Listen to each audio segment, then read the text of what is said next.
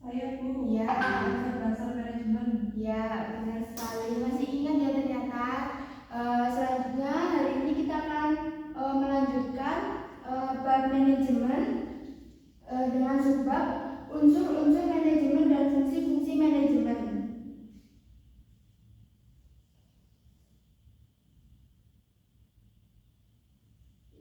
Jadi yang kita akan bahas itu unsur-unsur manajemen, fungsi-fungsi manajemen.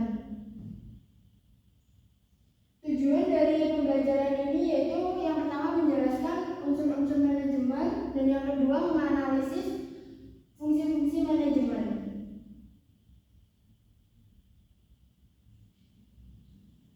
Sarana atau unsur untuk mencapai tujuan tidak hanya manusia, ada unsur manajemen yang lain untuk menunjang aktivitas manajemen. Mungkin ada yang tahu unsur-unsur manajemen itu apa aja? Ayo. Tidak Bu. Lupa. Coba Bu jawab. Ya, Taufik. Manusia. Ya, salah satunya itu manusia. Jadi itu yang ada 6M itu loh, manusia, mani, material, mesin, metode, dan juga marker. Nah ini ya, kita bahas satu-satu. Jadi manusia itu dalam proses manajemen itu berfungsi ganda dalam aktivitas manajemen, yaitu sebagai subjek dan juga objek. Apa sih artinya maksudnya? Mungkin ada yang tahu manusia sebagai subjek dan juga objek. Apa? Saya Bu. Manusia berperan melakukan tindakan atau usaha. Nah benar sekali. Jadi artinya manusia sebagai subjek itu berperan sebagai melakukan tindakan dan juga usaha. Manusia juga sebagai penggerak, motivator dan juga dinamisator. Lalu apa sih yang dimaksud dengan manusia sebagai objek? Ada yang tahu? Berarti Ibu kalau semuanya tidak ada manusia berarti tidak ada pergerakan. Ya benar sekali. Jadi selain sebagai subjek, manusia itu juga sebagai objek. Jadi manusia itu diatur dan digerakkan seperti sarana atau unsur yang lain gitu. Yang kedua ada uang. Seberapa pentingkah sih uang di dalam aktivitas manajemen itu? Sangat penting Bu. Sangat penting. Jadi karena uang itu sebagai alat tukar dan juga alat pengukur lainnya. Nah, uang juga untuk membiayai tenaga kerja. Habis itu membeli bahan dan juga mesin. Lalu membiayai penelitian metode kerjanya. Jadi itu dan uang itu harus digunakan seefisien mungkin agar tujuan yang ingin dicapai itu maksimal gitu, jadi tercapai gitu. Lalu yang ketiga ada bahan atau material.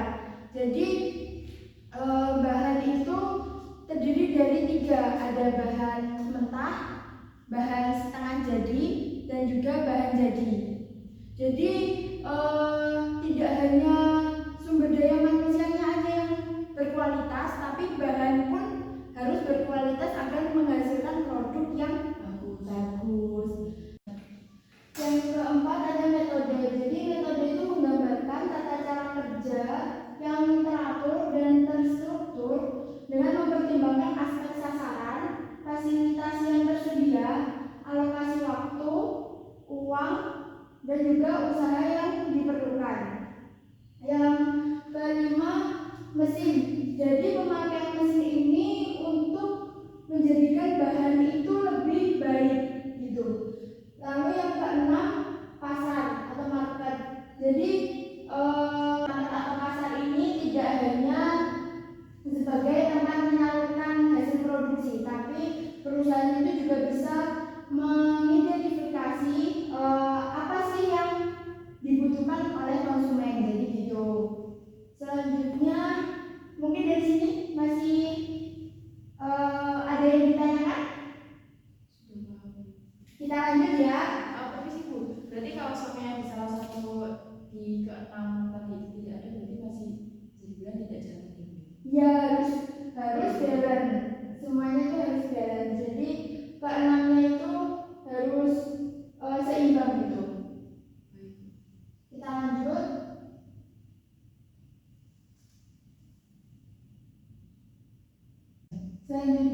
fungsi-fungsi manajemen. Nah, menurut Henry Fayol, pakar manajemen pada abad ke-20, mengemukakan bahwa fungsi manajemen itu mencakup perencanaan, pengorganisasian, pengordinasian, pengarahan, dan juga pengendalian.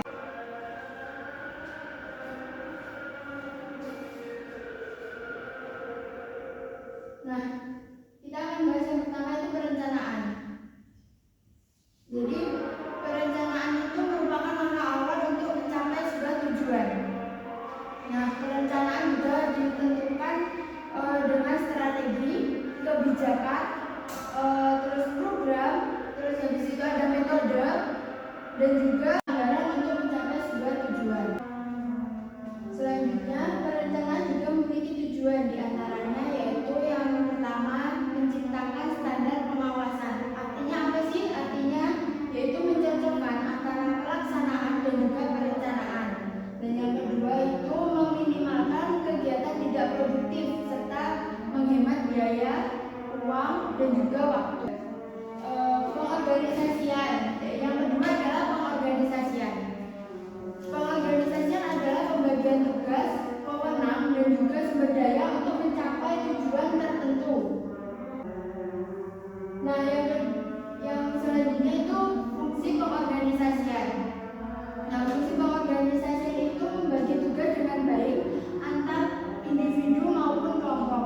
Selain itu menciptakan hubungan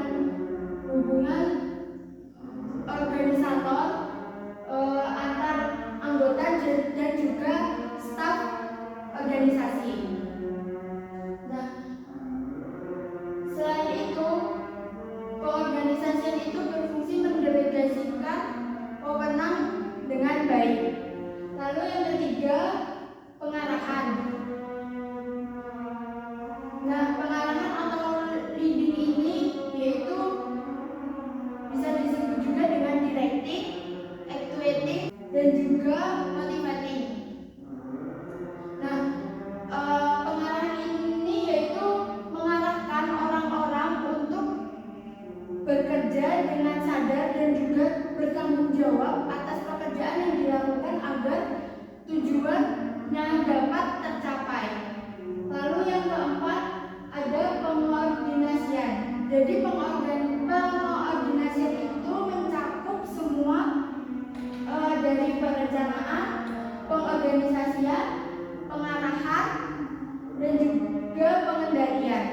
Lalu yang terakhir pengendalian. Jadi pengendalian ini merupakan tindakan mengawasi dan juga menilai dan juga mengendalikan aktivitas manajemen untuk mendapatkan tujuan yang baik dan tujuan yang akan dicapai. Nah, fungsi pengendalian itu bertujuan yang pertama itu mencegah atau memperbaiki kesalahan, penyelewengan atau kegiatan lain yang tidak sesuai dengan rencana awal. Nah, mungkin itu penjelasan dari saya. Apakah ada yang ditanyakan?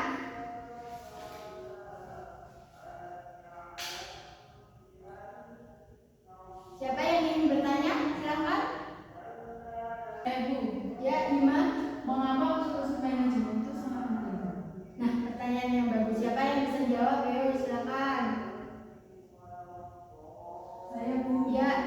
Tapi nggak apa-apa ya, Bu, jawabannya kalau salah. Ya, nggak apa-apa. Kita sama-sama belajar ya di sini. Jadi kalau menurut saya itu fungsi manajemen dalam sebuah perusahaan untuk mengatur jalannya pekerjaan agar semua hal berjalan dengan baik dan sesuai fungsinya masing-masing. Tanpa manajemen yang baik, sebuah perusahaan tidak akan maju dan tidak bisa meraih kesuksesan, Bu. Nah, benar sekali jawabannya. Dan saya juga akan menambahkan sedikit ya jawaban dari Fatkul. Nah, jadi setiap unsur itu memiliki hubungan yang erat dan harus balance. Kalau tidak ada satu saja, itu tidak akan tercapai tujuannya, begitu ya. Mungkin ada yang ingin bertanya lagi, silakan. Ya, silakan Iva. Izin bertanya, jadi apa manfaat dari fungsi perencanaan yang diperoleh dari sebuah perusahaan? Nah, pertanyaan yang bagus. Mungkin ada yang bisa menjawab? Jadi manfaat dari evaluasi perencanaan bagi perusahaan itu menetapkan tujuan perusahaan, pedoman dalam melaksanakan kegiatan. Nah, benar sekali. Saya juga akan menambahkan sedikit ya jawabannya. Selain itu untuk meminimalisir terjadinya kesalahan gitu. Ada yang ingin ditanyakan lagi? Sudah cukup, Bu? Ya, jelas menurut saya sendiri. Iya, saya sudah jelas juga.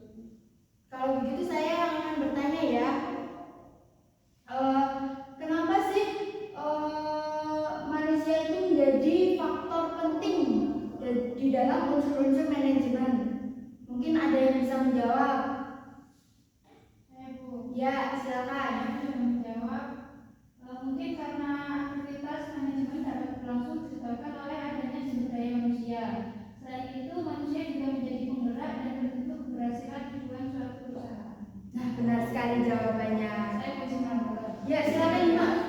Jadi tidak hanya pada manajemen saja itu, tapi di seluruh titik kegiatan ekonomi apabila tidak ada manusia, semua tidak akan terjadi dan semua tidak akan berjalan. Ya, betul sekali. 100 buat IMA dan juga 100 buat IPA.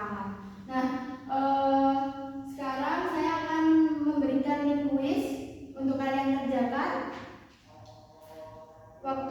Waktunya 5 menit ya. Linknya sudah saya kirim di grup. Baik, Silakan dikerjakan. siap Bu. Nanti nilainya akan saya bacakan langsung.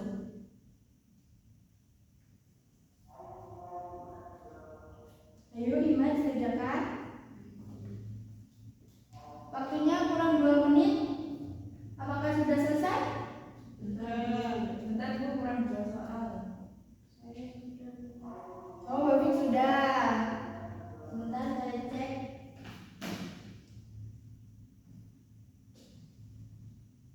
Ya, ini nilainya Babik sudah keluar.